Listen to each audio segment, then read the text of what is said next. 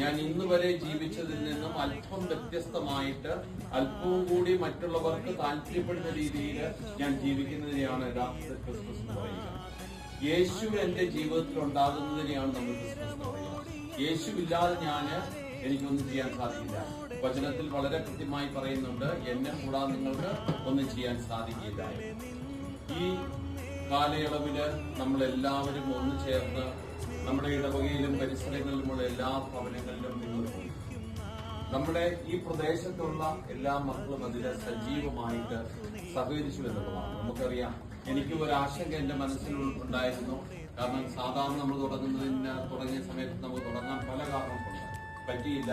എങ്ങനെ തീർക്കാൻ സാധിക്കും, എങ്ങനെ ചെയ്യാൻ പറ്റുമെന്നൊക്കെ നമ്മളുടെ ഒരു ആശങ്ക എന്റെ മനസ്സിലുണ്ടായിരുന്നു. എങ്കിൽ തന്നെയും 2 ടീമൊക്കെ ആയിട്ട് നമ്മൾ അതിനെയൊക്കെ ക്രമീകരിച്ച് വളരെ സജീവമായിട്ട് എല്ലാവരുടെയും വലിയ സാന്നിധ്യത്തിലും